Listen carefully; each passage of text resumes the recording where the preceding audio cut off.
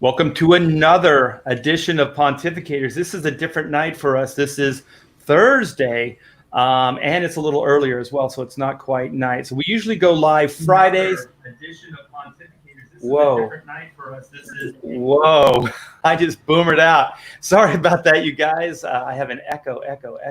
So yeah, we usually go live Friday nights, and we are not doing that because Gary over at Nerdrotic kicks our ass every week, and we're tired of getting our asses kicked. So we went live Monday, and we did very, very well. And before Gary started going live on Fridays, this little show was doing pretty good.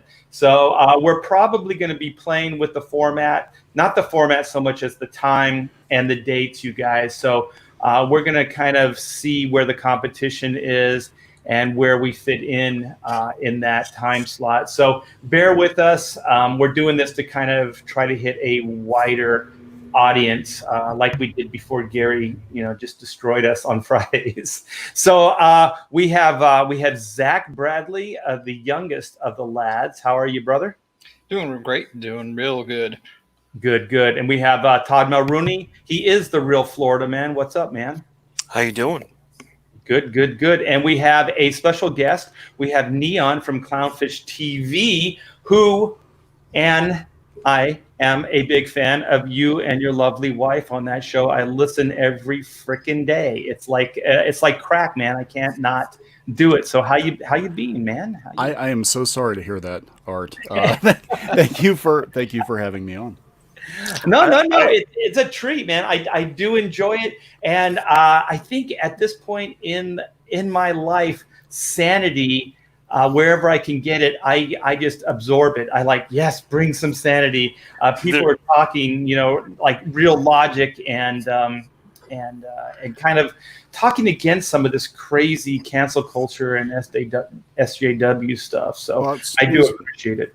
News to me, most people just accuse us of making stuff up, every day. So I really liked the Florida Man episode you did after we got banned from Reddit, and it was like your wife. It was like your wife was yelling from the bathroom, "Those bastards!"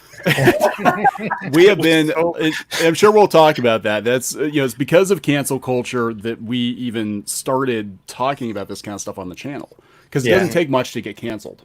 It really exactly. Doesn't. So yeah. So last but not least, we have Joe, the Thunder Buns Fulton. What's up, brother? Oh, a little of this, little of that. I decided it was time for a haircut, and since we have a special guest on the show today, here we go. One whose channel I'm a big fan of. I decided as long as I was going to cut my hair, I might as well do a Clownfish TV tribute. Oh my god! Wait, pick it up a little bit, Joe. Pick your head up. I'm both like flattered and flabbergasted, but so there's more. There's C. Oh god, where else? T. V. Oh my god, that's I'm very flattered. Thank you. But the only bad part about it is that I just want much more hair. It's a good thing I came on. What if I couldn't come on? That's what I was thinking too. Yeah, Joe would have had a weird, awkward reveal. But thank you. Anytime. We want to make sure you feel welcome here at the Pontificators show. The Pontificators. Definitely. So I want to do a little round robin real quick and find out what everybody and how they feel, and if indeed they think that this cancel culture and this SJW movement is real. So since Zach is the first in the line, how do you feel? Is it real, people? Is it real? Yeah, no, it is. It is extremely real. It's been real for a long time. When I first started comics, I did some color work for a guy who made it his mission afterwards to cancel any sort of projects I would have in the future. And that was in 2013. So, like, it's definitely real. Like, people trying to make sure that you are just you're going to go homeless. You're never going to exist. They want to destroy you. Those people exist, and it's just grown. Everything, all of those aspects of those people have just grown, and they've really found a voice through social media, and then they get to have all the backing of the social media companies favoring them and silencing other voices that they don't want to hear. So it's just it is real. It's very, very, very real, and that's why we're here. That's why Comicsgate exists, right? Because all these professionals and their companies don't like what we believe. They don't like our ideas and things, and they want us to not just go away, but to not have a voice at all. Yeah. So, if you just happen to be on the right and Trump and his administration, you will get canceled. So Todd, how do you feel? Is it real? Oh yeah, and I've told this story before about how it affected me 3 years ago, and recently in my zeal to share the Whisper Network story, I've experienced it again. But it's there's nothing they can do to me, and what are they gonna do? I'm independent. I'm on my own. Never say that, Todd. Never say that. Don't figure something out, man. Well, we'll see. They thought I was Penny, but I'm not Penny, so they figured that out. Yeah. Well, so Neon, how do you feel about it? Is it real? Yeah, it is absolutely, and we're seeing it escalate at a shocking rate. I mean, it's so weird. I mean, you're talking about the comics and how I believed for the longest time. I thought it was political. I did. I don't know if I believe that anymore. Ooh. I think the politics are a smokescreen, because I think a lot of people are using playing the victim card, but that they know they can use the political climate to their advantage. To be like, oh, well, these people are alt-right Nazis. You have to, if you're a good person, you'll cancel them. The real motivation, I think, at the end of it, is just boosting their own platform, creating more job opportunities for themselves and their friends. Because it really doesn't take much. What they're looking for is a technicality. They're looking for you to slip up in one little place so they can be like, that's it. That's how we're going to get rid of this person because, we want the job, we want the platform. The Comicsgate situation, I think it's a lot more insidious than I've been hearing rumors, whether or not they're true, I can't verify, but there might actually be people in the mainstream that are behind the Dynamite situation because, Dynamite is a contender. They could theoretically publish Marvel comics if Disney decided they wanted to dip out because they're broke, So, I mean, because this whole, the chumminess with them in Comicsgate, that's been going on for a long time. Why'd they pick now? Why now?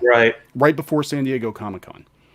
Yeah, it's pretty opportune. So you think that it's gone beyond political, that it's almost like it's just self-serving. They're just using these as opportunities to get personal gain out of it, power, opportunity, things like that. Yeah, not always. I think with anything, it started out with the best of intentions. We don't want to work with crappy people, But then as people saw results, like, oh wait, all we have to do is complain about these people, and they go away, and then there's more for us. I think, again, this is just my personal opinion based on watching, various situations for the last 3 years. It does seem like it's about controlling who gets to be in the club, because you can work with these people, or these people are non-threatening. They're not going to take jobs from you, or you're all going to be at the same level. I've changed my opinion, I think, in regards to the nature of it. I used to just think it was like, we don't like conservatives. I'm not a conservative. I always, I tell people I'm a left-leaning moderate, but that's enough, so they got to find something else to get you on then. And they go down the list. Well, they did this, or they said that, or they talked to this person. And it's all about just controlling who gets to be in the club, That's an interesting observation. And if you guys want, go check out Clownfish TV. There's a lot of great insight. They usually you guys do at least 2 shows a day, right? Yeah, it depends. We do, we try to do at least 2. Sometimes we do 3. It depends if we have enough to talk about. Usually, the scary thing is there's always something to talk about. I keep, joking with my wife. I'm like, the best thing that could happen to us is someday we don't need to make videos. Yeah. That's the best, and then we can go on to do what we want to do, which is actually, make stuff and talk, just geek out and have fun. That was never what we're doing on Clownfish TV. It was never the intention. We just felt we had to speak out because we were on the inside, and then we got pushed to the outside, and we kind of came at it from a different perspective. Yeah, Pontificator started off similar. We all got together just to celebrate comic books and talk about all of our experiences and things, and then it almost like the way the world is right now. Even if you're in the middle, it kind of forces you to take a side. Eventually, it's going to come for everybody, and I've always been somewhere in the middle. Live and let live. I usually don't care who's doing what. I don't really take an interest in any of that stuff. If it's a good comic or it's a good movie or a good book, I enjoy it. I usually don't care about people's politics, and I can usually separate myself from that. You know what I mean? Because so even like some of these actors are kind of obnoxious, or these sports figures, and they start talking about their points of view, their religion, their politics, and stuff like that. And even though like sometimes they'll piss me off, if I still enjoy what they do, I don't care. You know what I mean? I'm one of those guys that can separate the person from what they do. But nowadays it seems like it's impossible. Like everything's forcing you into that narrow decision making, that you have to go one way or the other. And I found myself in the last couple of years being that person. And I did get canceled in this whole Dynamite debacle. Thank you, Whisper Network. Thank you, all you self-centered a-holes, because the Black and White Green Hornet crossover, which when Nick came to me and asked me to do it, not just to cover, but to write it, I freaked out because I was 5-6 years old when the Green Hornet 66 show came out, Bruce Lee, all that. I am the biggest fan. My whole studio has got Green Hornet stuff everywhere. I changed my password, you guys, but my password was always Green Hornet. You know what I mean? Like I was a huge fan of that stuff. And now I'm not going to be able to do it. So this is bullshit. You know what I mean? You are affecting people with your self-centered decisions, and they think like somehow they're saving the world or they're doing the greater good, but they are not. I can assure you they are not. So I want to get Joe's take on this, and then we're going to have a little bit of backstory or backtelling of what led up to this, which is the Dynamite being canceled with the Cecil Comicsgate cover. But is it real, Joe? Is this real?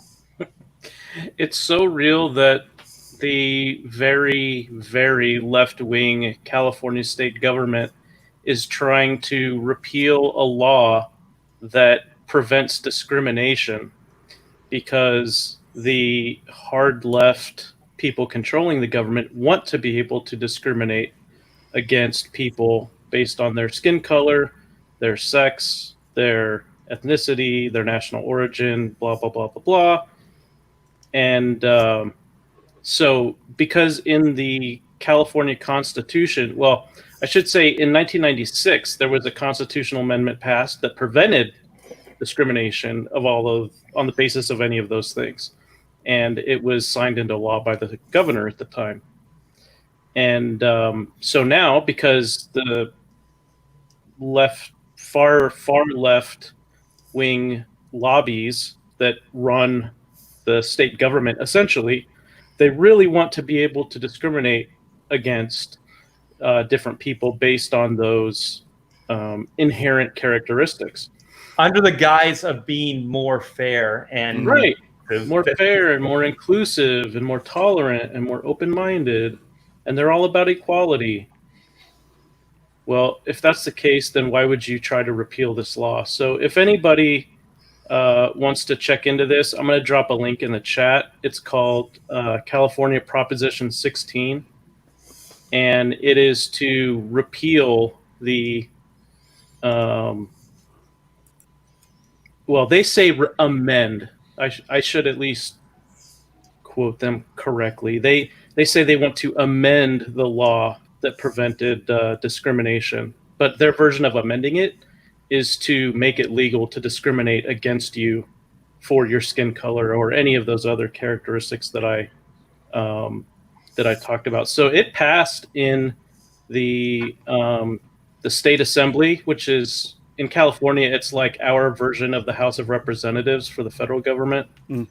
It passed on June 10th of this year, and then it passed the California State Senate on June 24th. Fortunately, because it's a constitutional amendment, it has to go on the ballot.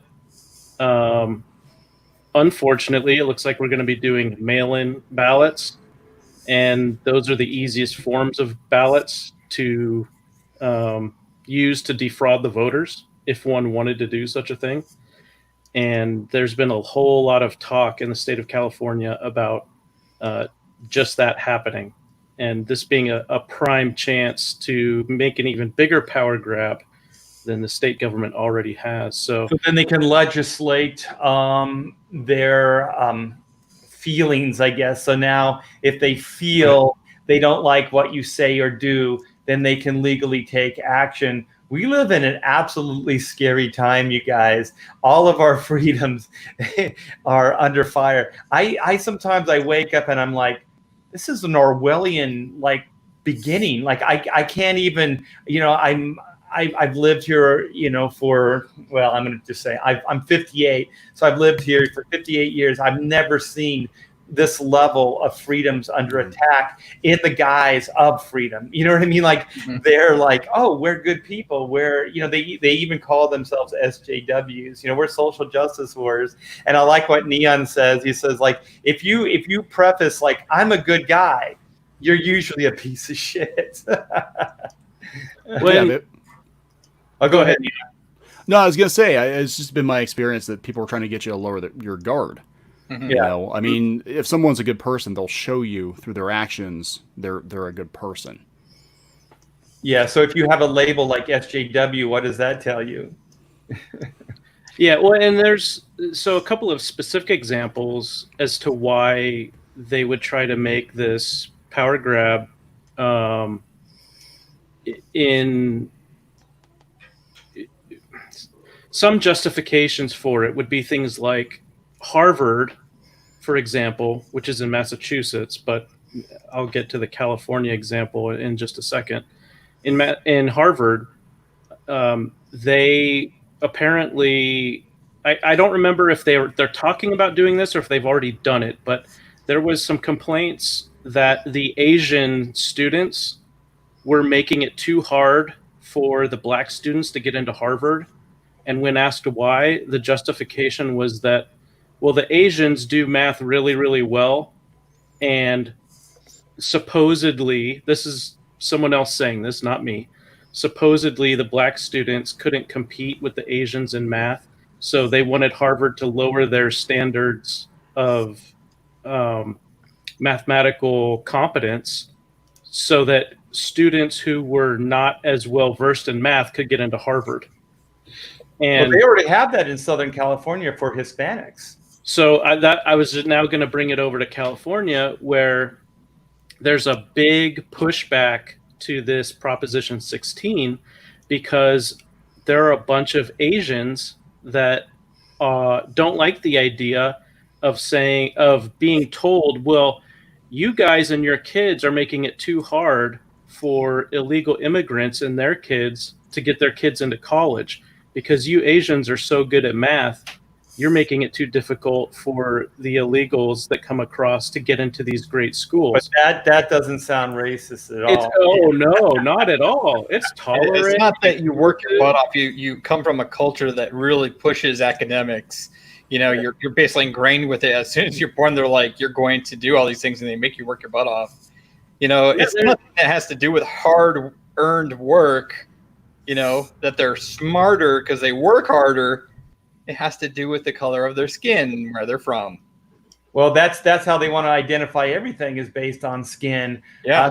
Speaking of skin, I have to share this, you guys. We're going to go on a little tangent here. This absolutely is frightening and and racist at the same time. This is Neil Adams from July 20th, and this is Neil Adams' Twitter. He says, "White brothers and sisters, try not to be white in your heads. Please try." He's pleading with us. Please try. You must be smarter than that. So, what are your takes on Neil? He's always been a really, really heavy leftist, though. If you look at any of the lectures, even his drawing lectures, things that he's done, he is super socialist. Really, he preaches it. He's really, really, really left, and it kills me because I've met him so many times at cons, and he's giving me such good advice on my art and how to approach it and stuff. It kills me to watch him just be this ignorant to the world, you know, and everything that's going on, and just spew things that are so cultish. You know what I mean? You know, and also him being such a good artist. It's I'm torn with Neil Adams. Yeah. Yeah, he's kind of legendary cuckoo in the industry.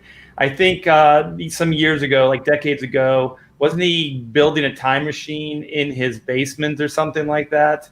It's Neil Adams. Yeah, Neil Adams. Yeah, so it's pretty kooky, but you know, this is just. I mean, this is fun, and we can laugh at it because you're not going to take it seriously. But this is the kind of virtue signaling that's going on right now. That Neil feels the need to get involved and start saying, "Hey, brothers and sisters, we need to start thinking more, more white or less white." I don't know what we would replace it with, like. White brothers and sisters. I mean, what would we replace that with? What way of thinking would we change to? You guys want to speculate on that? Pews. Pews. Pews. A religion. I don't know. I didn't know that white had a mindset of its own. I didn't know that you're born with a certain mindset and that you need to be smarter than that. So I don't know what we would replace it with. Neil doesn't have the answers. He just has the questions, which is a complete and utter cop out. But this is the type of virtue signaling that people are doing. They're doing shorthand virtue signaling so people think that they're good and nice people. But I just wanted to tangent there for a minute. So I did have an article. There's several articles about the Dynamite blow up and the backlash to that. So I'm going to click and go over there. And I think this is Gizmodo, and I just wanted to read this. This is Dynamite, the publisher behind the Red Sonja, Vampirilla, The Boys, and more, faced a wave of criticism over the weekend for one of its Indiegogo limited edition cover campaigns from writer Tom, I don't know how to say his name, and Michael, I don't know, Saint Marie, Vengeance of Vampirilla, the variant. Cecil's The Big Cover by artist Donald DeLay features Red Sonja and Vampirilla creating what the campaign calls a badass sandwich around some guy named Cecil, who you might not recognize. He's a character from the indie comics cash grab written by YouTuber Cecil Jones with art by Donald DeLay. It's an unpleasant comic, so this guy already speculates it's an unpleasant comic. In addition, you can go. She has the machine mindset. Yeah, but he's already kind of trying to paint the picture that it's an unpleasant. So we should already hate these guys. But it was largely funded by Comicsgate supporters. In addition, Jones and DeLay. This is the part that I wanted to comment on. Jones and DeLay each have a history of engaging in online harassment, particularly against women in the comics book industry. I don't think they've ever singled out just women. They do, just like everybody else that's kind of anti-SJW or, Whisper Networks, these type of things, cancel culture. They speak out against it, but I don't think they're single-handedly speaking out against just women. I think they're specific women, and they're not just speaking out against men, but specific men, people that are engaging in this cancel culture and basically trying to recreate morality in comics and in this entertainment industry that we know and love. So I wanted to say that, and also I have a couple more articles here, but each one of these articles, as we go further in, you'll notice that, we got Aaron here. Hey, Aaron, what's up, man? Uh-oh, we lost him again. He wasn't quite ready. So, but the thing is, they never have the flip side. They never interviewed Cecil. They never interviewed Donald DeLay. They never had any attempt of being fair in their write-up on this. They automatically say, kind of like it's a vulgar comic book, and these guys have harassed women. You know what I mean? Like just simple. That's all they've done. So they're definitely, it's one-sided. They're trying to skew the article. Oh, go ahead, Zach. Well, no, I was not, and they also, she specifically calls out Comicsgate as a hate group in it, and her point is the same about that, where it's like that Comicsgate people go after these feminists and these female writers and these SJWs. Like, we go act like we're pursuing them, like we want to destroy them, like it's reversed. But the thing is that this is their tactic, is that they find you, they say something about you, and when you respond, they then say, I'm being attacked. They're attacking me because I said that they're vulgar and they're racist and stuff. And when they defended themselves, they attacked me. I'm being attacked. Cry bullies. And that's their strategy. So they'll only paste their side of the conversation, which is they paste that one that's like, well, if you weren't such an SJW, maybe you'd understand. They take that, but they didn't take their original comment where it's like, look at this racist, bigoted, blah blah blah blah blah, CG hate group, blah, all this evil, mean things that they say about us, and then when we respond, they're like, I didn't say that, but here, this is what they, and right. That's their tactics, and it's always going to be their tactics of trying to narrate the story from their side, and I've never had any beef with that writer, but she blocked me on Twitter, so I must be doing something right. Yeah. Well, you're part of the hate group. Like, automatically you're part of the hate group, so Yeah. you need to be silent. Hey, we got Aaron Sparrow in. Hey, brother, you made it. I did. I saw that you guys were going live, and I was like, well, I can, I'm driving, but I can pull over and come in for a bit. Well, have you been listening at all? Do you know what we're talking about? I know that you guys were touching on Neil Adams and Dynamite. I heard that when I came in. Yeah. Do you have any takes on that? Well, I don't know, Aaron. Are you white? Are we acting too white right now? We might be.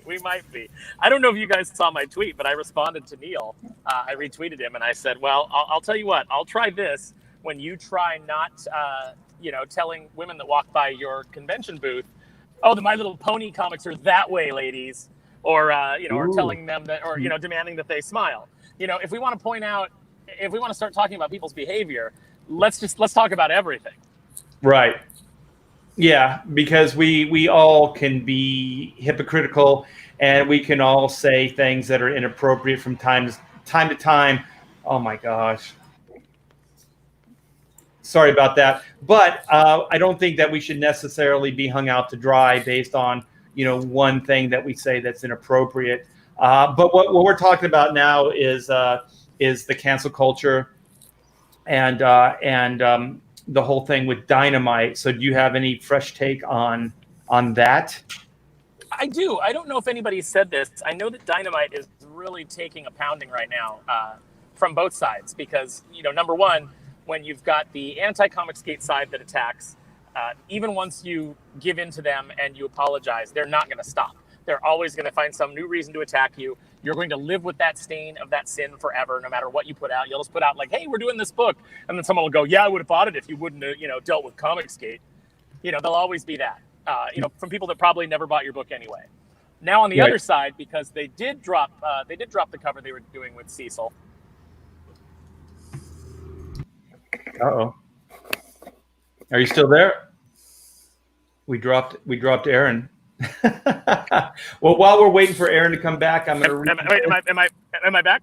Yeah, you're back. But let me read this real quick, and then we'll follow up on what you're saying. Mark C. for $5. Okay. Thank you very much. If you don't act white, it would be cultural appropriation. I know, that's crazy, right? Like, what else are you? Well, you know what? You don't necessarily act white. You just act how you act, right? Like, I don't like have, like, when we were born, we didn't have like this list of like, okay, you're white now, you need to act like this. Like, I never understood like when he said that, how are we supposed to act? What is white? Like, how is that? And then based on his statement, Neil Adams' statement, is also, what then do we act like? What do we adopt as far as like our actions and how we should react? More like him, obviously, like Aaron said, he's a little sexist, and he makes some off the cuff comments as well. So go ahead, Aaron. What were you saying? Oh, so as far as Dynamite's concerned, I know that, they're getting hammered by, kind of the Comicsgate side. And not everybody. I don't lump everybody all together. There's different factions. There's different people, and people are individuals. So please, nobody think that I'm, I'm trying to paint with a broad brush. But, there are Comicsgaters now that are attacking Dynamite and saying, you bent the knee, I'm dropping your books, I'm not going to do this. Let me explain something that you guys might not be thinking about. Nick Barucci, I don't know him well, but I've talked to him enough that I know that Nick is kind of a guy who doesn't really bow to pressure. So I'm sure it was Nick's first instinct to tell everybody who was telling him how to run his company and who he could and couldn't work with. I'm sure his first instinct was to tell them to go to hell and to do the book anyway. Here's the problem. You are dealing with licensors with that cover. You have people, and that's who the people that were attacking Dynamite initially, that's who they went after. They went after the licensors. And so when you're a licensor, what happens is all of a sudden, all of this bullshit is coming your way. And you don't have time to deal with it. You don't care what the nuances are. You don't have time to look into the situation and find out who's right. You just say, hey, this is a headache. Kill whatever it is that you're doing that is causing this for me. Right. And so and Dynamite, you Google as a licensee. Yeah, you Google search, Comicsgate. The first thing that shows up is hate group, so it doesn't help. Right. So the licensor is going to say, hey, we don't want to be associated with this. We just, just kill it. And then, Dynamite is going to have to do that. And Dynamite can't go out and throw the licensor under the bus. No company is going to do that. Somebody that they have a working relationship with, they're not going to come out and say, well, we had to because the licensor said that we had to, and then direct all the heat their way. They're going to absorb the heat. So I think that everybody that's going after Dynamite, and I don't have any knowledge that that's exactly what happened. I know the licensors got attacked. I do know that for a fact. It's what happened. About that. Yeah, I talked to Nick. It is what happened. Yeah, they went after the licensors. Yeah, so I was going to say, I don't have any, particular knowledge about, exactly what licensor and who called and what happened. I don't know anything about that. I'm just telling you, as someone who has worked in licensed comics for years, I know how these things work. And so It's just the same way that they attack, I don't know, like Tucker Carlson's advertisers, or, whoever they don't like, they go after their advertisers. That's how this works. So, it puts companies in a really bad position. And I think that, if you don't want to buy Dynamite's books anymore because you're mad that they dropped the Cecil cover, that's your business, it's your money, you can spend it how you want. But what I would say is, I wouldn't judge Dynamite too harshly for doing what they did, because they were kind of put in a very bad position. Well, one of my things about the Dynamite situation is that some of the stuff is being redirected, or a lot of it's being redirected at Comicsgate, because Comicsgate already has the narrative of being a hate group. So, all the press and everything, it seems like it's being aimed at Comicsgate. But I just want to be very, very clear. Comicsgate and the individuals, as far as I know, did not go after Nick. and did not go after the licensors. They did not draw first blood. And that's, I think, is one of the main things that I want to clarify, is that this battle started because of them. And then there are people, Whisper Networks, Gail Simone, some of these other people that already have said that they were going to pull out of Dynamite. They're different writers and things like that. I forget their names, that have said this. So to me, they're the villain. Like if you had to, point the finger in one direction, it would be at them, because they're the ones that aren't fighting fair. Like, they went right for the jugular. They went right for this guy's money. They went right for this guy's livelihood. And that's a cheap shot. Anybody that does this for a living knows that that's a cheap shot, and you should never do these things. But they did.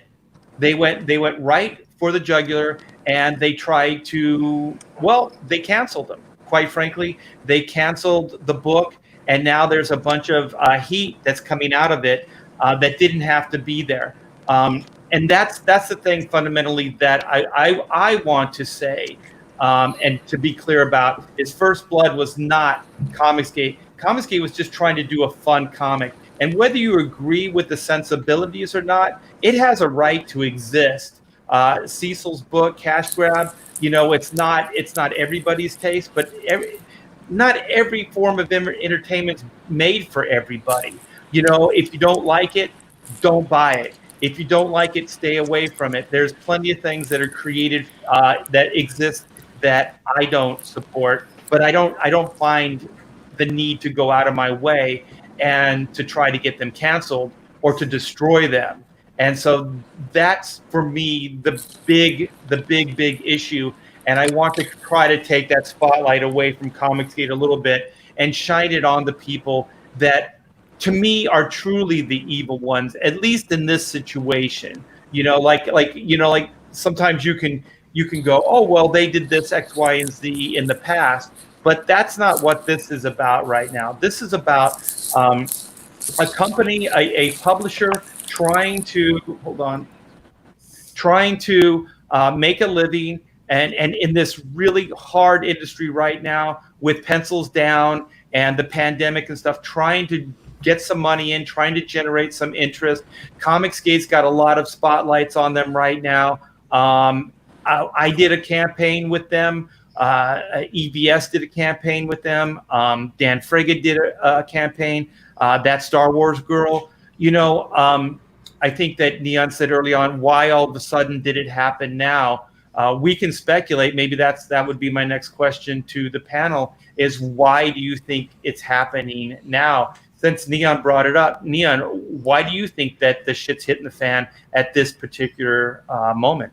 Well, because comics is on death's door, right? I mean, it's everybody's in panic mode. Everybody, look, the jobs are going to be very, very hard to come by going forward. Before with Comicsgate, it was like, okay, fine, we don't like these guys, but they're over here, they're quarantined, they're over on Indiegogo, whatever, they can go do their thing.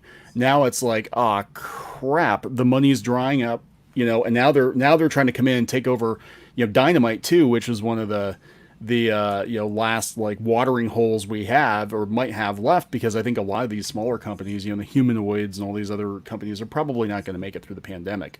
And then we don't know what shape Marvel and DC are going to be in the other side of this either, because there's been a lot of talk about either one or both just jobbing out their comics to other publishers. Dynamite would be a good candidate because they've worked with licensees before. They work with a lot of people that have worked on Marvel and DC books before. It's not going to be IDW. They were testing that out, but they're hanging on by their fingertips. So I think this is just personal opinion, but I think this is more financially motivated, because none of this is a shocker. People have known for quite some time that Dynamite was pretty neutral, that Ethan was pretty chummy with Nick Barucci. They've known for a while. They just decided to play that card right now, right before Comic-Con too. Yeah, and there's been speculation too that it's going to get worse because of the political climate and November the campaign. But I think that Neon, your new observation, I think, may be more on point, where it might be professional jealousy. There might be a lot of fear that they're thinking that that the workforce is drying up, that these jobs are drying up. And so if they can get rid of some of the competition along the way, then they should do it. The funny thing about this is Comicsgate was kind of like trying to break away from all that. You know what I mean? And then we were kind of flattered when Nick and Dynamite came to us and was like, well, welcome back to the mainstream. You know what I mean? Like you guys have proven yourself. You guys are doing good numbers. You're putting out comic books. You know, let's see if it's time to like break you back in, you know, like see if the mainstream will accept you.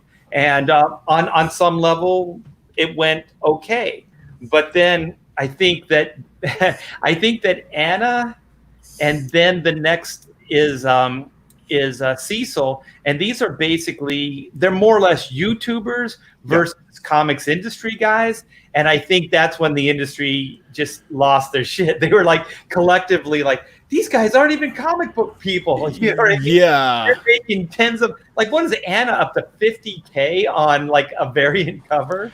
Well, look, comics has always been weird about this. We worked in webcomics for years. You know, we had a webcomic, and in addition to working professionally in comics, and the comic book industry has always been very weird about gatekeeping. I mean, you go back to Image. I mean, what would these people say about Todd McFarlane and Rob Liefeld now?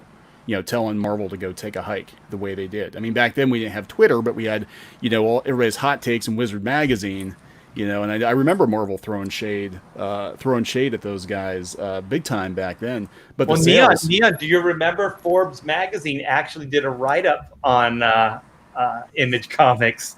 So that must have hurt even more, Yeah, and it was a huge deal. I remember Todd McFarlane being on Good Morning America, and being like, man, I want to be that guy, because the numbers taught, they're like, hey, he's outselling Spider-Man. I thought it was hilarious that Spawn 300 outsold J.J. Abrams' Spider-Man comic. I was like, oh, that is so poetic. Hollywood lost to Todd McFarlane. But yeah, I mean, it's the same kind of thing. Comics, webcomics, they threw shade at webcomics people until they decided they wanted to jump in on it. Mark Waid tried to jump in with Thrillbent, and they can't do it, but they basically let outsiders test the waters, and then they see, okay, well, now we can get in and take it over. And I think what they're doing, and they did it with crowdfunding too. I remember Fantagraphics throwing on the Comics Journal, they were throwing shade at crowdfunding. They called it e-begging, and then 2 years later, Fantagraphics needed to crowdfund just to stay in business. Yep. Right. Then they installed some of their own people in over at Kickstarter to start gatekeeping that, because that was a revenue source. Now they're counting it on ICV2 as a major revenue source. So yeah, this is about money and what they're going to do. It's like, well, okay, well, there's a market for these kinds of comics and Indiegogo. So let's do what we can do to make sure they're buying our stuff through Indiegogo, and not those guys, because you're not playing ball. And they hate it because there's a really chummy relationship between, everybody's talking about this, between the journalists and the publishers and the, Twitter and all that. And everybody's got this nice little system in. And anytime you bring somebody in and disrupt it, you're going to get pushback. But I think right now it is amplified because of fear, because a lot of people, they put pencils down. They're not going to pick them back up again because the industry is going to be so much smaller. And a lot of the people who are working in comics now don't have the skill set to do it themselves. They don't have the entrepreneurial skills, the charisma. They can move into a seat that's already been warmed for them, but they can't build something from the ground up. So yeah, right. I think it's a lot of jealousy. Yeah, I think that's a lot of fear too. Like you said, not being able to build anything, and that's the big thing: is they can't build, they can destroy, and then try to create opportunity through the devastation. And it's a sad state of affairs. I got to get this. We got a super sticker. Thank you so much, Alfred McKay. I do appreciate it. Thank you. And my good buddy, Michael Bancroft, thank you. SJWs are classic bullies. Yes, they are. They went after Cecil because they saw him as a soft target and an easy win. There's that. Yeah, we talked about this on one of the Pontificators, that it's not a comic professional.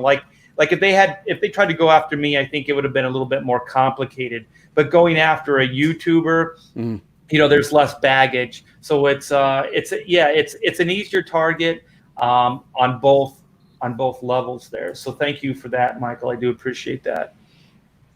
And with Anna, who is a YouTuber, not a comic professional, if they'd gone after her, then they would have been seen as misogynist bullies. So with Cecil, it's totally different.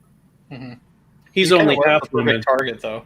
You know what I mean? Like if they were gonna come after any of us in Comicsgate, it was gonna be Cecil, because they can literally look back and be like, look at him, he drinks, and look at how he talks about women and all the things he says with EBS. He was kind of like the perfect target. And it also it coincided with Nick. He had gotten comfortable popping into a bunch of different YouTube live streams, not just CG or CG friendly channels, but a lot of different channels all around the comic industry. And he was, it seemed to me, this was my perspective, it seemed to me like he was really keeping his eyes and ears out for who else he could work with on these covers. And he was really spreading the super chats around. Again, not just CG, but all over, you could say the mainstream, the indies. It really wasn't any one concentrated group that he was interacting with. And this went on for about a month. And then, so you have his interactions on YouTube, which were very friendly and very positive. I never said him say an unkind or critical word about anyone or their work. You've got that combined with Cecil being the one doing the cover, combined with Dynamite advertising it from their official Twitter account. Right. And I think the combination of those three things had a big part in this. You're probably right. Yeah. It's pretty crazy. Yeah. So I don't know. I don't know where we can go forward from here. But the thing is, everything that they preach, they're so hypocritical, almost proven right off the bat, because they say they want exclusive or not. They want inclusiveness. They want everybody to work together. They want peace. They want love and understanding. Right. So here's Nick. This is the thing that I think we all have to realize. What Nick was trying to do is break down some barriers. I don't think he was necessarily this is what I want to do, but that's what he was doing. He was going to different people, and if it made sense financially, then he was going to do it. So he wasn't discriminating. He was just going to whatever made sense to publish, to make some money, to move his company forward. It wasn't like he was going, what can I do to piss this person off, or what can I do to piss that person off? If anything, the byproduct of it was he was tearing down walls. You know what I mean? Like he was saying, hey, welcome all to Dynamite, even Comicsgate.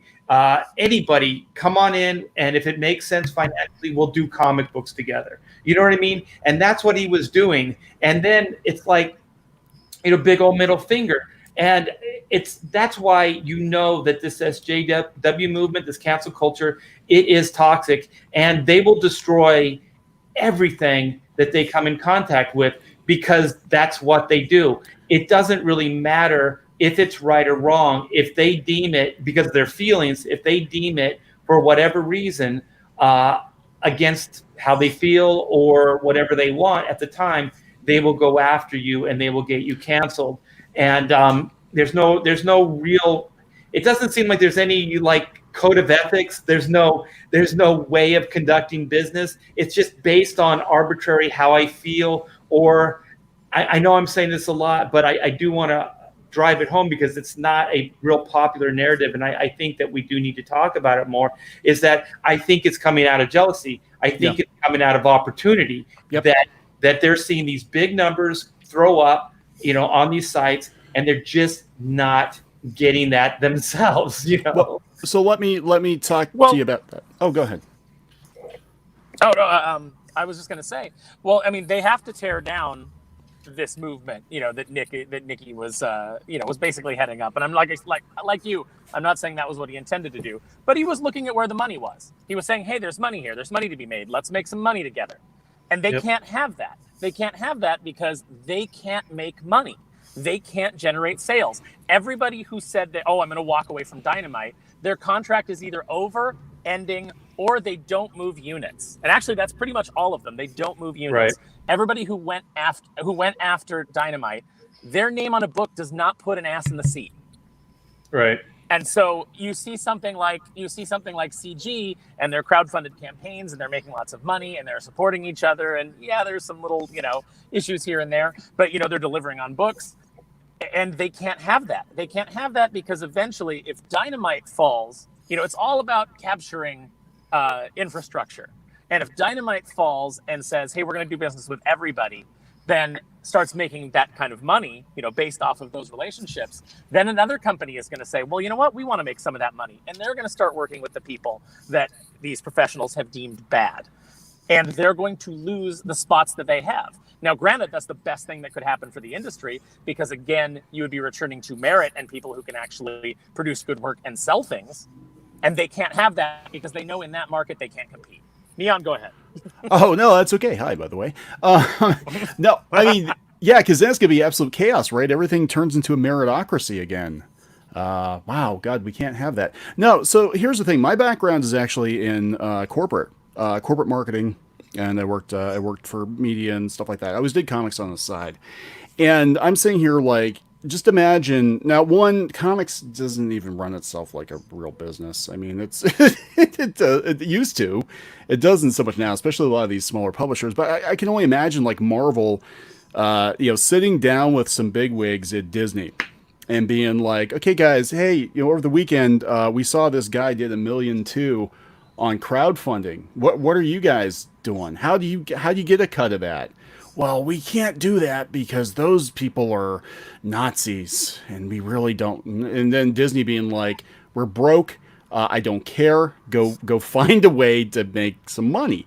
And, again, it does. It comes down to finances because what's going to happen is a lot of people that are in comics, like Aaron was saying, they don't really move product, but they don't want to give up their position. And if this pandemic becomes like a cleansing fire that kind of reverts this industry back to a meritocracy, that only the people that can, or self-starters can go out and start and build their own things are going to survive, then there are, 3/4 of the people working in comics now just aren't. So yeah, it benefits them greatly to take anybody out at any opportunity. Now, the thing is too, is they're also cowards, because like you're saying, if you actually went after somebody who's going to push back, and they know they're going to push back and they will use any means necessary to get them off their case, they usually don't go after that. They go after the easy targets, the low-hanging fruit, because they know when push comes to shove, they're not going to win in a fist fight.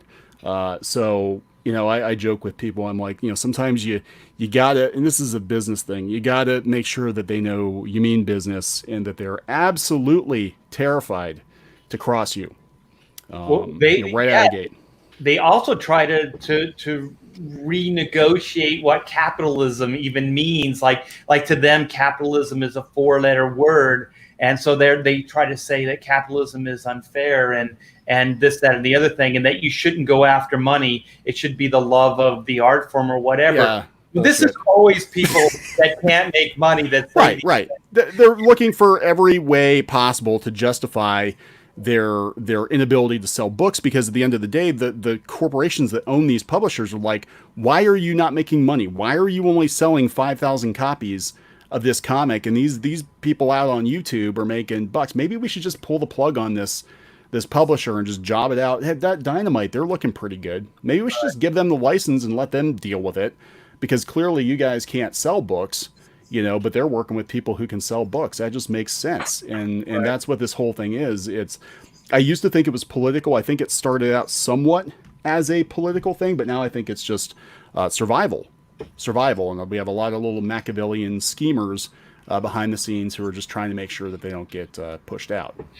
Right. It's funny because, like the new narrative, and when the SJW started this, I immediately shook my head like, this is such a false narrative when they were saying that the comics industry discriminates against women, against marginalized people, XYZ. I'll tell you, I've been doing this for I'm pushing 40 years now, and I've never seen it firsthand. I've never really heard about it. When I first started in this business, no one knew who anyone looked like anyway. You know, there's people with the last name with Lee, Stan Lee and Jim Lee. Well, one's a white guy and one's, not. He's an Asian guy. So you can't even tell by. See you later, kiddo. You can't even base it on last names. So the industry has never been discriminatory. There have been women in power since I've started. Jeanette Kahn ran DC Comics. What the hell are you people even talking about? It's simply the narrative does not exist. And I'll tell you, the reason it doesn't exist, once again, capitalism doesn't discriminate. If you can make a buck, if you can make the best product at the best price, the consumer gets to make the decision. That's it. Whether they buy it or not, that's it. That's not unfair. That's completely fair. And in the industry, in the comics industry, if a publisher is working with somebody that they think, one, can get the work done good and on time, and two, can make them money, that's who's going to get the job. They don't care if it's male, female, black, white, Asian. They don't care. I'm telling you right now, this is fact. I've never seen anything.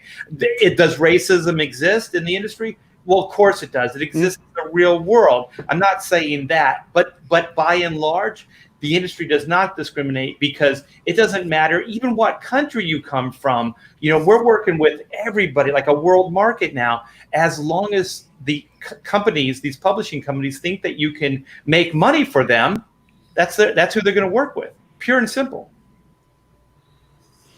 Yeah, and about the women in comics, I'll say one more thing. I'll get out of the way so other people can actually talk. But my wife, I think she said on a show before. This is a few years ago. This was probably 5 or 6 years ago. There was a pop culture website that interviewed women in comics, indie creators in comics. And there was probably 5 or 6 people that were interviewed, and they interviewed my wife. And she brought up, people like Jeanette Kahn. She brought up the fact that, the editors at Scholastic, you have female editors at Scholastic, some of the top creators at Scholastic, Rand Telgemeier, her agent's a woman, many, many women working graphic novels and manga and stuff like that. She's like, so no, maybe in superhero comics, women are, it's not as well represented, but in comics in general, globally, women have a very strong voice in comics. So I don't believe anyone's being kept out. They cut her out of the article. They ran all the other women that were like, yes, I'm being harassed and I hate going to the conventions and having the men leer at me and I'm being kept out of comics. I can't get a job in comics because I'm a woman. My wife, who was the one dissenting voice, again, this is before we were doing YouTube, before any of this stuff was going on.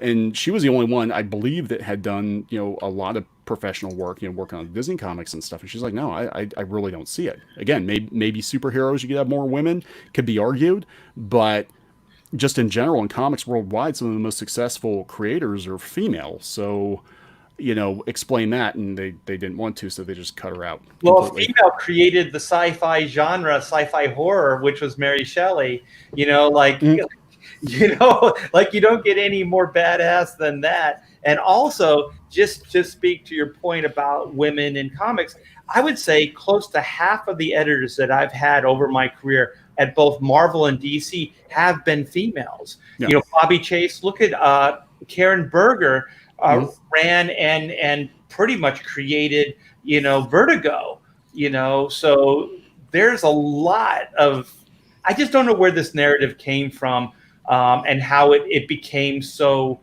widespread, because it's absolutely not true. It is so false. And I can speak to it firsthand that it is false. I don't know. It boggles my mind. I think it is just pure fabrication. The SJW movement is to benefit individuals. The cancel culture, the victimhood. Feel sorry for me, give me a job out of pity. It's horrible. It's horrible. And let me just project this into. Do you think it's going to get worse before it gets better? Do you think it even has a chance to get better? Just a round robin question for whoever wants to answer it. Oh, I don't think we've seen the end of it. I think it's going to get worse, unfortunately. I don't know what it will take to change it. I don't like you're going down this path, and this train is moving 100 miles per hour. So I don't know what would stop it right now. I mean, a complete collapse. This is coming. That comics are going to be mail order. You specifically, any one of these distributors, I don't care which one it is, to have a business, they need a certain number of stores. So there is a escape valve when you hit a certain number. I don't know what that number is, but it's very, very close. These margins are so thin. You wouldn't see Diamond doing some of the things they do, right? There's no way that Captain Marvel #1 wasn't overshipped and pushed on to the LCS to be the 2019 highest selling book. That's crazy because that series didn't even last, So she has had more #1s in the last 10 years than any other character as far as trying to start a series. I know Spider-Man has #1s all over the place, but I mean, as far as taking a character, trying to start a series, Captain Marvel wins them all. And that tells you there's something wrong. Even the fact that, everyone thought Sean Gordon Murphy was going to come to crowdfunding and do this ridiculous number. Now, what he did was 3,117 backers. That's actually 5 books. He only made 259,000 so far. That's not very good, because if you're going to tell me he didn't make more with Batman, Curse of the White Knight, or any one of the books in his past, I'm telling you he did. He made a misstep, and he paid the price. If he had only just said, you know what, I'm going to be what I'm going to be, and I'll be damned. But 317 backers for a total of what would be 5 books, 3,017 backers, that's not a lot, okay? That's not a lot. If he had done that many with a Diamond book, they would have been canceling it. So I don't, there's a lot of moving parts here. When we go, well, if he had done those numbers with a book that was solicited through Diamond, he'd be one of the creators that was threatening to walk away from Dynamite. Yeah, and it also because those are the kind of numbers that they post. Yeah, and he also unfortunately made the mistake of saying in a YouTube video very offhandedly that he expected to easily do 500,000 and maybe more like 800,000 to 1 million. So by that standard, I agree with Todd. He failed. He could have had a lot more, but those of us who are very knowledgeable about crowdfunding comics by this point saw him making a lot of mistakes that could have easily been avoided if he'd had the humility to talk to some people who knew what they were doing to give him a little bit of advice. Now, maybe he did ask some people and they didn't give him good advice. There's always that possibility. I don't think he got advice from the other direction. I think he got all the advice from one direction. Yeah. Which is more the liberal side, less business oriented side. I think that it was kind of like, the Disney Star Wars. There was a certain level of arrogance going into it, that they just didn't think that they could fail. And they crashed and burned because they didn't give basically the consumer what they wanted. And I think that there's a certain level of that as well.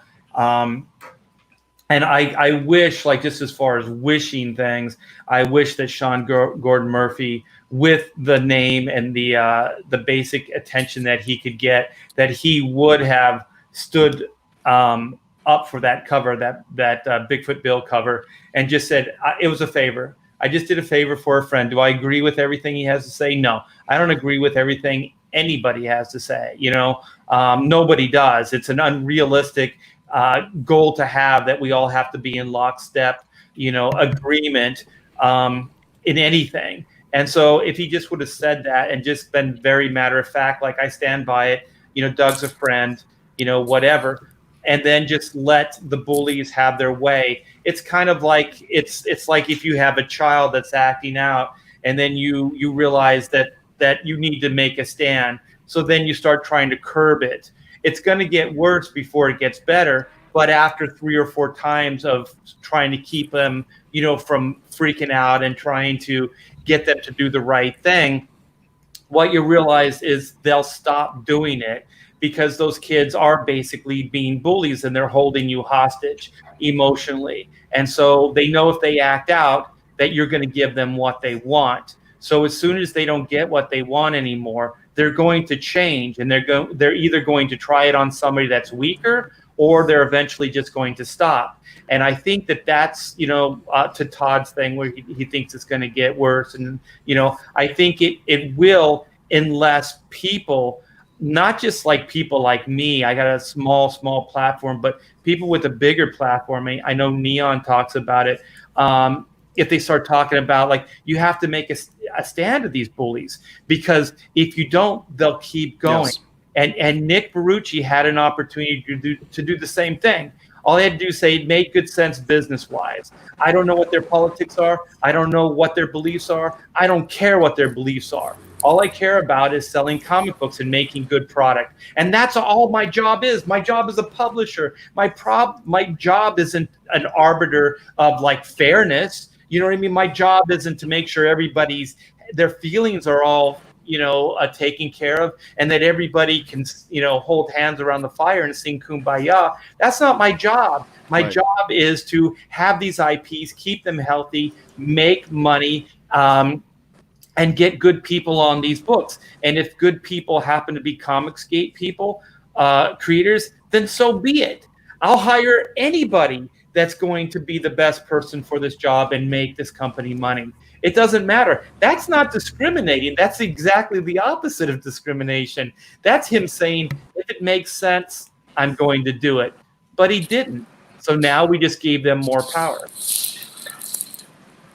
I agree with you. Or I think what it's going to take to stop this, or at least stall it out, is standing your ground and telling people no. They need to hear no more often. Because really, at the end of the day, they've got their words and their threats and their whatever. But in the business setting, for the most part, it really, we did a video the other day where executives now are being told not to hire SJWs, basically, because they're like, they will destroy your business from within. There's a huge push now at C-level to get rid of these people out of the company because they're a liability. They cost the company money. And what's going to take to get them out of comics, I had a friend of mine say, hey, comics just kind of rolled over and let them in. They let the vampire in. And then you're shocked when they ate your family, Right. You need to be like, look, at the end of the day, we love to work with all kinds of people from all different walks of life, but we are a business, and we got to think about the readers, and we got to think about, like you said, the IP that we're working on, what's best for it. And your Twitter meltdowns, they really don't have a place here. So I think if more people said no, they would eventually just stop trying and just move on to something else. But yeah, Nick was in a great position. He could have, I'm not going to tell him how to run his business, but I'm like, he was actually in a position to be able to be like, no, I'm good. We're going to carry on. Thanks for your concern, but I'm going to ignore it. And he just immediately was like, nope, we're not even going to go there. I'm like, you just signed your death warrant, pal, because they're not going to stop. Look at Sean Gordon Murphy. Right. He thinks he's being a good guy, but these people don't think the way that normal people think. They're not gonna stop. They smell blood. They're yeah, Yep. and they're gonna go in even harder and faster. And the thing is like this is the best part about it, is that we know the truth, but so do the SJWs and these whisper networks. They know the truth too, because like Comicsgate are selling product. They're not. So they know that the dollar is the bottom line, and they know that they're not able to generate that. And so that is where the fear is coming from. And I know that Nick, and I feel bad for him, rocking a hard place between, a rock and a hard place. But the thing is, even with his corporate, like with his licensors and stuff like that, he may lose some stuff in the short term. But like we were saying, it's going to get worse. Like, when a kid, you start correcting them, they start doubling down. So they might have done it only in private, but now they're going to go at Target and they're going to have a hissy fit. You know what I mean? They're going to try to publicly embarrass you, and they're going to try to ramp it up. But if you show your resolve each and every time, they're going to stop. So he might have lost some of that, but what he would have gained in the long run, like I said, I don't want an armchair or anything like that, because in the end, we all have to do what we feel is right, and that's fine as well. But if you want to play that card where you could support people, aim it back at the SJWs and go, they're the ones that did this. They're the ones that created this.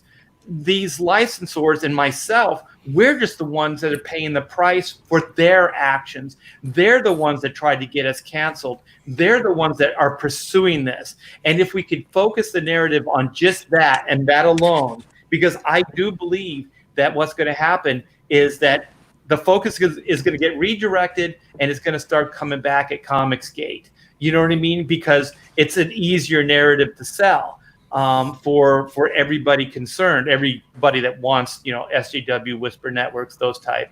And I do think that it's going to get, it's in a way, as far as a PR nightmare, it's going to get worse for us as well, because now we have to deal with this new situation and more people pointing fingers and saying that we're alt-right Nazis and we're ists and phobes, which just is clearly not true. But that is what's going to happen, and I'm sorry, I'm going off. Right, comics with is that Callaway? $5. Thank you. Sean Gordon Murphy's problem is that he's been trying to appease both sides and fence sitting and stop buying. I stopped buying his stuff because he hasn't stood up to those idiots. Yeah, I do think. I think he would have had less backlash, to be honest, because personally, I don't think DC would have canceled him. I think if he would have stood up for that cover, I don't think DC would have canceled him. So I think he was in a safer place than Nick is, the article the article that Neon was referencing a little earlier, I dropped a link to it in the chat, and that was regarding Red Bull, the company, having, was it their president in the US or North America, and also their head of marketing that got fired? Yeah, it was, as I understand it, was the head of marketing. I think more people in the marketing department, and then their CEO in the US, they were actually fired by the head honcho in Austria, who said, look, our job is to sell energy drinks, not to pontificate on politics. But it wasn't just Red Bull. What was interesting is, now I'm subscribed to the Ladders, which is like an executive job search site. It's like a monster for like 100,000 plus jobs.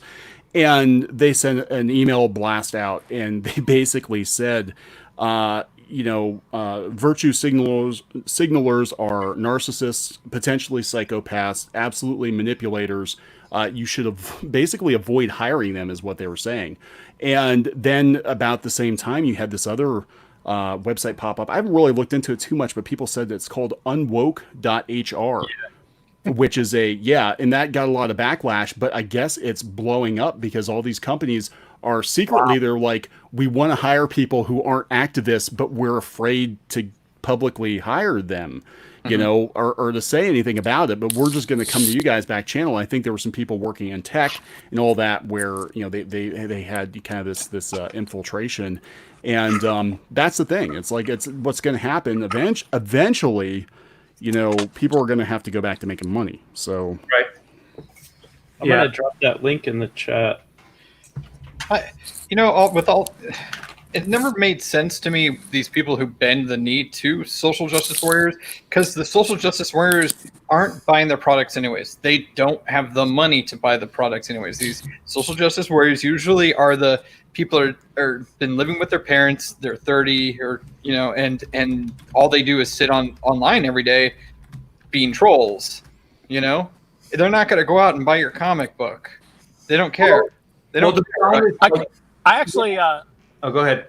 No, go ahead. You go ahead.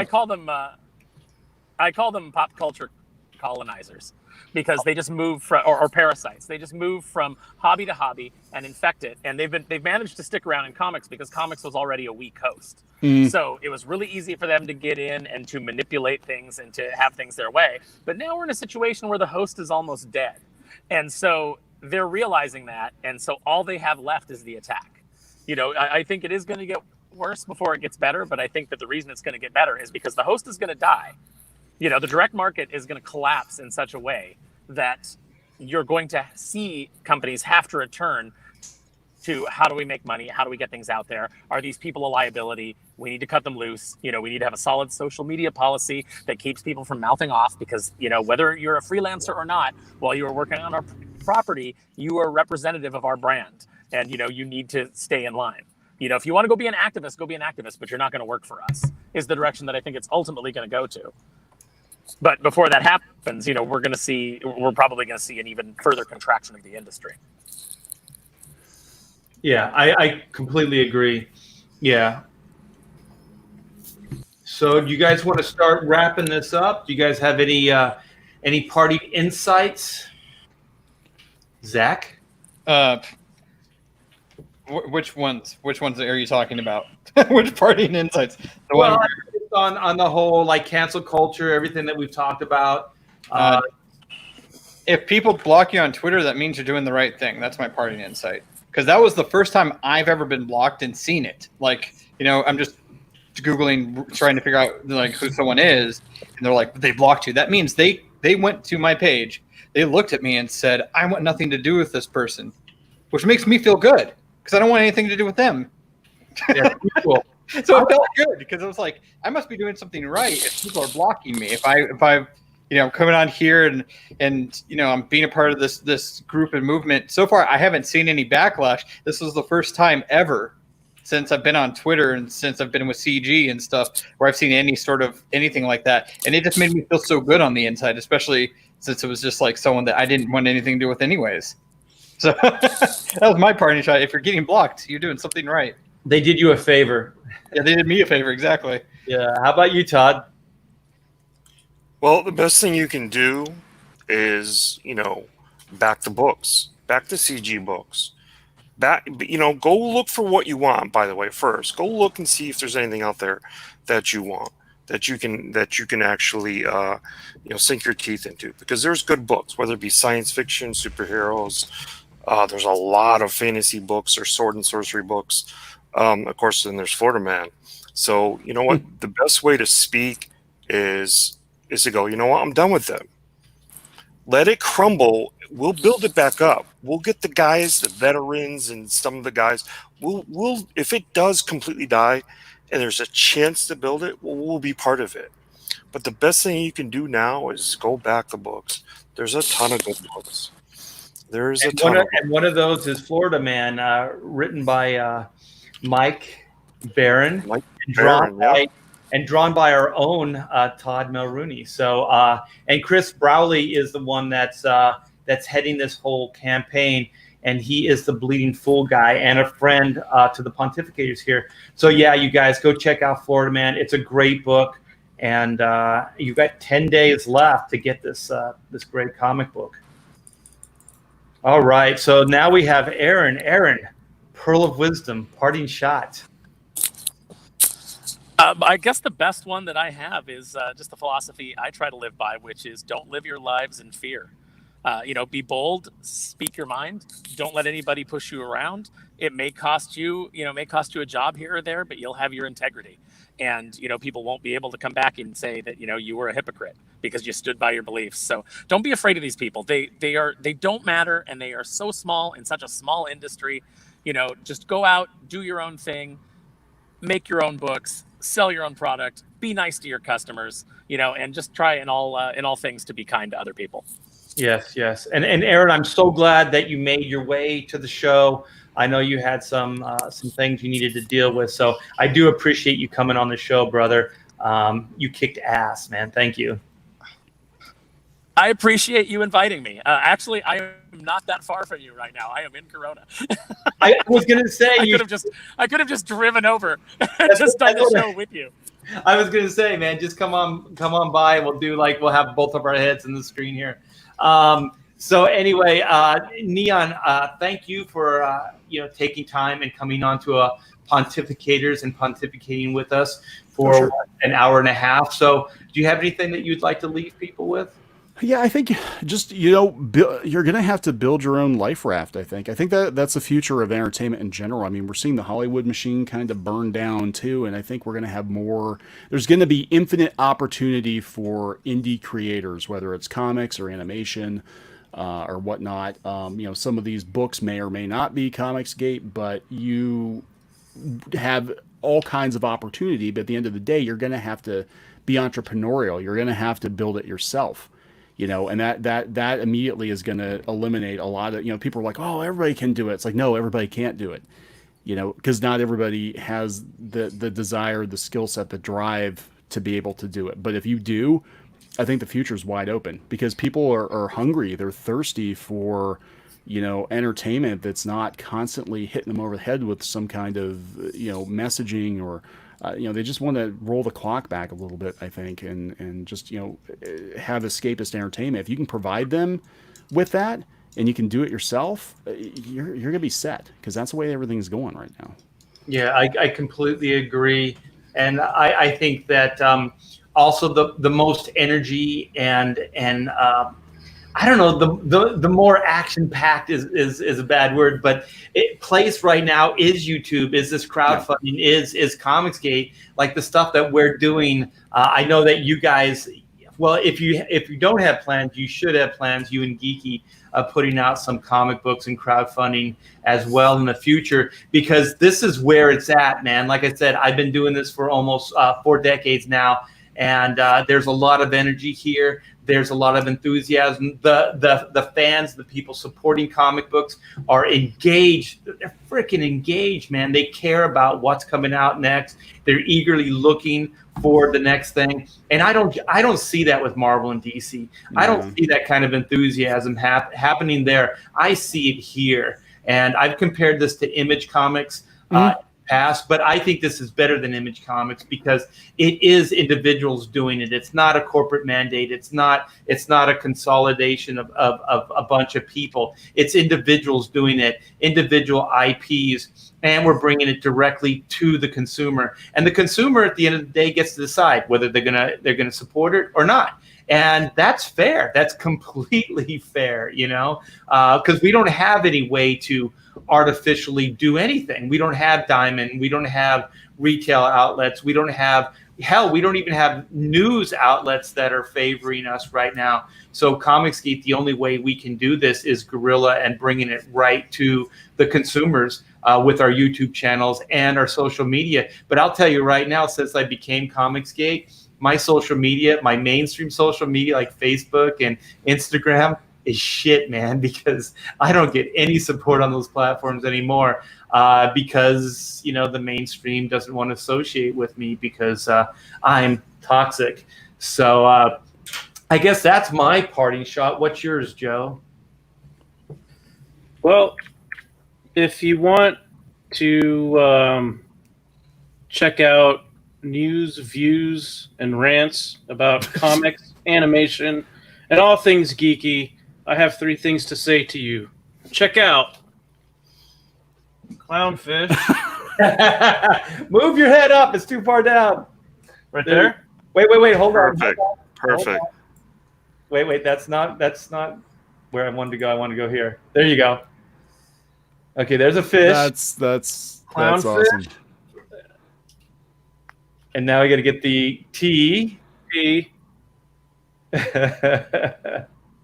And then yeah. I gotta get you on payroll, man. I gotta talk to my accountant about that. We might have to make a job for you. Well, if you I'm following you and Geeky on Twitter, so if you want to follow me back, we can, discuss that offline. Sure. Thank you. A little scratch, my back. My pleasure. And, when we have guests of such a fine caliber, I think that we really need to make them feel welcome here at the show. Yeah. Well, thank you. Yeah, as soon as I heard your show, Neon, and then meeting Aaron, I knew just kindred spirits, man. And I'm so thankful that there are voices like yours out there, because I really do feel day to day, sometimes I'll feel weak or confused or like what the hell, the world's going to shit. And then I hear your stream and I'm like, oh, finally, the voice of reason and life. God. I don't want that kind of pressure, but thank you. But think about this, okay? It's a major compliment by today's standards, but to me, it's just what used to be. You know what I mean? I don't think of myself as I'm thinking outside of the box or that I'm progressive in my way of thinking. This is just the way the world used to be. Yeah. I mean, we're in our own little corner in, rural backwoods Pennsylvania. But we've worked in these different industries, but we don't. I mean, we just think we're normal, but we're watching the world just go insane. We haven't changed at all. I mean, honestly, 99% of my political opinions or whatever are still the same as they are probably in the late 90s, early 2000s. I haven't really changed at all. It's just everybody else went crazy. I'm still the same, but I don't know. You just gotta. I think again, just everybody's got to stand their ground. This will pass. Everybody was too afraid. They were too afraid, and they rolled over for crazy people. And it's. And I'm not saying don't hear people out. I want to be very clear. I mean, I think it's good to hear other points of view, but when it's obvious that they don't have anybody's best interest in mind but their own. And that you're being played, then at that point you're like, yep, conversation's over. Well, the thing is, if it was conversational, you know what I mean? If you're debating and then the truth comes out of the debate and then people can make up their minds, but they're getting people canceled. And that's the biggest difference. People have always had difference of opinion, and they've always been able to, sometimes heated, but argue back and forth. And, that's fine. But when you go behind somebody's back and you try to get them destroyed, basically, you're destroying them. You're trying to hurt them financially. And let's face it, our hunting gathering skills, are not going out of the cave and, catching a rabbit and bringing it home. It's money. And so the way we pay our mortgage and feed our families and all that other stuff is by doing this. And when they come after people like myself and other creatives, that's low. That is the lowest of the low. And that's where I really, really have a problem, because that's not even trying to compete on a fair, way. That's cheating. That's trying to skew, the market to favor you in an unfair way. And that's the biggest problem I have, is that cancel culture. And it is real, you guys. Yep. They're not going to stop. That's the thing. They're not. I mean, you just have to. You know what you're dealing with. Don't assume that they're gonna. You're gonna talk to them one day and they're going, oh, you know what? You're right. We're just gonna talk it out. It's like, no, they're not. Time and time again, I've had. When we first got into this, we had people come to us back channel with concerns. I'm concerned. Here are my concerns. I've heard that. And it wasn't. They weren't concerns. It was thinly veiled threats. Either you get in line and you go with the rest of the group think, or you're next. And really, it just takes telling them, well, no, no. And they're not used to hearing that, because everybody kowtows and just be like, we don't even work in comics anymore, so whatever. What you gonna do about it? Yeah, just hold the mirror. It's the Joker. It's the Joker line, There's nothing you can threaten me with. Nothing Yeah, to do pretty with all much. your strength, Yeah. So then they go after your friends. They go after your friends who are still working in the industry. They go after any and that's kind of what happened with the Cecils. They go after people that they can hurt, that are close to you. If they can't get to you, they've already realized they can't get to somebody like Ethan, but they can get to everybody around them, to put the pressure on them. Which is even more insidious, Yeah, well, and the funny thing with this, not that there's very much that's funny about it, but one good thing is that usually the type of people who are behind cancel culture, usually they're not very strategic. No. So they tend to indulge in what economist Thomas Sowell refers to as stage one thinking, which is essentially a thought enters their mind and they act. And so Cecil, as a result of his comic with Dynamite getting canceled, has made far more now in additional backing for the comic he already had up on Indiegogo than he ever would have gotten from this book with Dynamite. Yeah. And I think it's clear, and I've said it and Ethan said it, that we're moving forward. We're just going to have to stay insulated and make these opportunities for ourselves. So if we want video games, we're going to crowdfund video games. If we want, cartoons, we're going to crowdfund cartoons, and we're just going to keep building this because it is dangerous to bring outside people in unless they completely understand the ramifications. I would think that somebody like Nick would have understood, but apparently I thought he would have. Yeah. But you know what? Sometimes it's the unthinkable. Sometimes you just don't think somebody's going to go to that extreme, because you don't want to believe that your fellow man could do something like this. And also a lot of these people that are turning against Nick, they're people that he's hired. They're people that he worked with. Like, these are fucking ingrates, man. like he's paid you, he's given you work, and you can't even keep your mouth, shut. You go and try to hurt this man. He's given you work in the past. I could never do that. I could never be that ungrateful to somebody like that. It doesn't take much. I mean, we got, as soon as we started talking about this, and all it took for us to get into it was just, calling out that the Marvel sales numbers were kind of in the gutter. I didn't know any of this stuff was going on in Comicsgate or any of that stuff. I'm just like, what's up with Marvel? Why are they sucking so bad now? And I started getting the concern, you shouldn't even look into this because this is really complicated and you don't know what you're talking about. And then I looked into them like, well, no, here's my point of view. And they're like, oh, you shouldn't have said that. Had a whole, like half of my comic book contacts block me on Twitter. Stop talking to me. And I knew. And so we just like let it fly because I'm like, I'm done. I'm done in comics. I'm never going to work in comics again.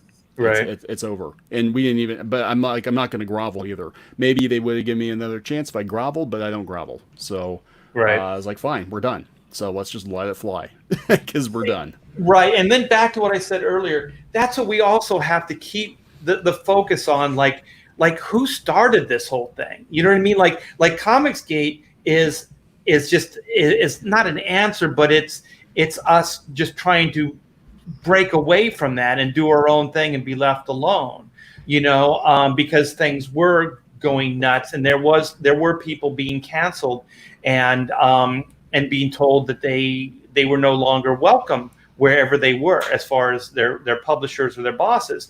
So the thing is,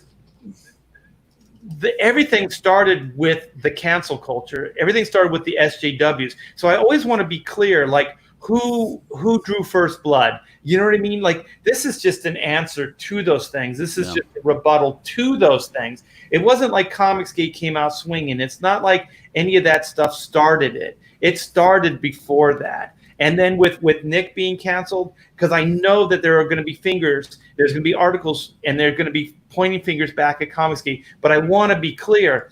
It was cancel culture. It was the Whisper networks. The Whisper networks are even using their names, in articles, so they're claiming ownership of these things. And so we have to be clear. That's who the villain is. The villain is those people. They went after Nick's licensors. They're the ones that threatened Nick with all this stuff. It wasn't us. You know what I mean? Everything else is just an answer to that or a rebuttal to that. And I just want to really be clear because people get a little confused and say different things and get into too much of the details, the he said, she says. But in essence, it really is just as simple as that. They drew first blood. They started the the fire as the Billy Joel song, and we're just kind of trying to answer. I think Aaron's washing those dishes. Let's listen. Eating Pringles, I think. Oh, I'm sorry. No, I'm not. I'm not actually doing anything. I just I'm sitting in the car. But I had to come back in because I keep losing internet connection. Oh, no problem, no problem. But we should wrap this up. I do appreciate you, Aaron, coming in, making time. Neon, I've been wanting to do this for a long time. I also want to get you on, Neon. I want to do like a Hacks Chat. That's an interview show that I do, and I really want to. One, I want to hear your background, your comic book art, your animation, and all that stuff background. And I would like, if you could bring some of your artwork, I'd like to show it off and let people see. Okay. Because I don't know, man. I think it would be a blast because you hint at it on your show, but I think it'd be cool to like maybe spend an hour and put the focus on you and see what your drawing career was like. Yeah, it was. It was what it was. So, all right. Well, that's appreciated. Yeah, just feel free to reach out whenever. All right, brother. All right, you guys. So thanks to everybody in the chat. Thanks for all the super chats. Had a blast. Go back. Florida Man, Chrono Mechanics is still in demand. Go back that bad boy. And thanks again, everybody. Enjoy. What about the newest campaign that launched was it 2 days ago? What would that be? John Malin. Oh, Graveyard Shift 3. Graveyard Shift. Actually, it was yesterday that dropped. Was it yesterday? Yeah. Of course. Go check that out if you haven't checked it out. Epic. Yeah. Thank you. Yeah. Graveyard Shift 3. I'll put the link in the chat. All right, man. All right, you guys. Well, thanks for that addition, Zach. And Zach, I got some trading cards, some black and white trading cards to send your way. They're done. Oh, wait, you're here. I can show it to you real quick. Here it is, brother. Wait. Let me go full screen. Oh. So everybody that pre-launched for black and white second chance, this is the card that you will get. Oh, wait. Hold it this way. Oh, that's so beautiful art. So this is Zach's artwork here. I'm gonna frame it. It's gonna sit on my desk forever. I'll send a bunch of them out to you, my friend. So thanks again for lending your artistic skills to the campaign. I do appreciate it. Everybody take care. And for the record, we're going to try to do some different stuff with Pontificators. So we might start pulling it from Friday. I'm going to talk behind the scenes, but maybe Thursday we'll keep doing it at this time and date and see if we can build a following. And if that doesn't work, then Wednesday, then Monday, I don't know. We'll keep trying because Gary from Nerdrotic is destroying us every Friday. All right, man. So take care, guys.